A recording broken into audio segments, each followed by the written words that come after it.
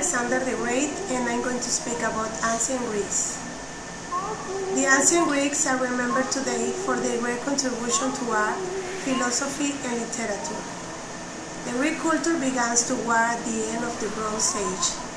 In this age were major advances in social, economic, and technology that made Greece the hub of activity in the Mediterranean.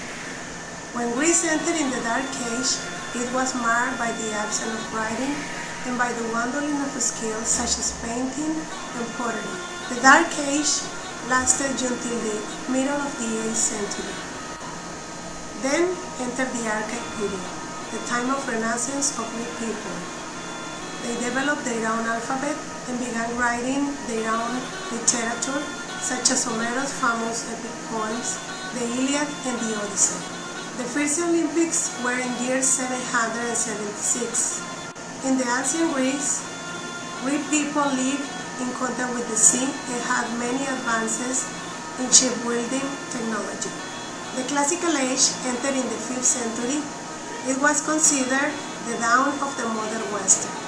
Many great thinkers, philosophers, poets, historians, and politicians lived during this time.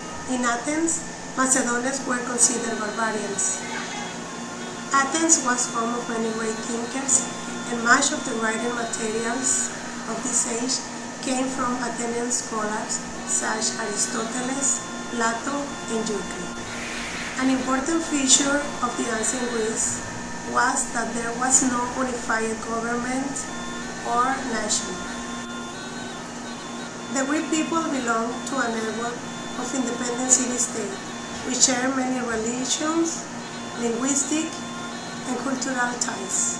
Some of the most famous and powerful of these states were Athens, Sparta, Thebes, and Argos. When my father Philip II died, I became king of Macedonia. The Greek city-states were absorbed into Macedonian Empire. They lost much of their power, and the Classical Age came to an end. Greek culture was dominated by the foreign influences.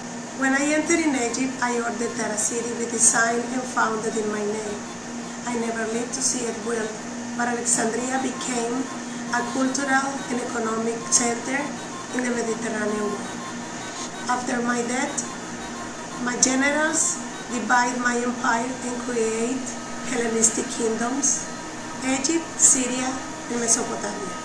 Then entered the Hellenistic Age. The most important feature of this age was the diffusion of Hellenistic culture. It was a changed world in which men were now living.